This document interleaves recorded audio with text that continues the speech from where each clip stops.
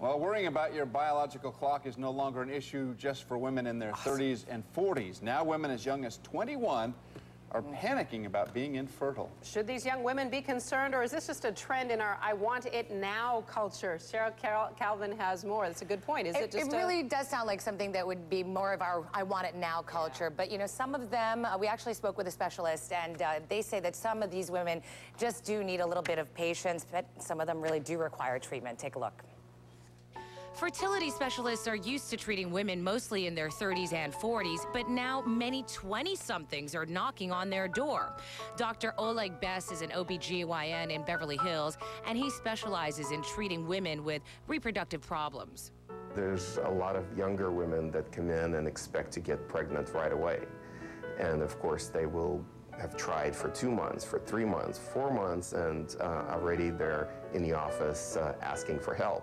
A recent government study reveals nearly 1 in 4 college-educated women in their 20s received fertility treatment. That rate has doubled in 7 years, even though doctors say infertility is a low risk among these women. Women should start worrying about infertility after they've been attempting to get pregnant for about a year. But Dr. Bess says that some women, no matter how young they are, suffer from conditions that make pregnancy difficult. That's why we listen to everyone. That's why we do the testing. We have to really make sure that they're not major problems. Good girl, and we enjoy having you at school. Roshane Posel was 27 years old when she sought medical help for infertility.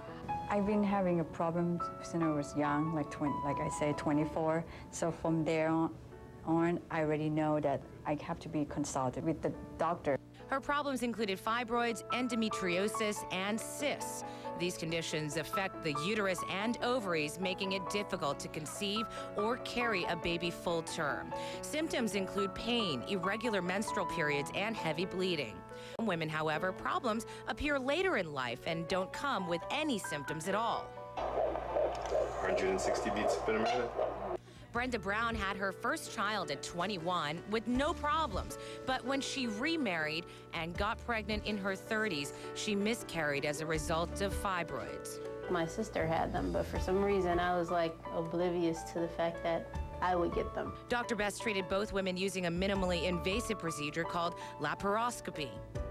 Laparoscopy allows you to do all types of surgeries through very small incisions. The video has been advanced. We can see much better.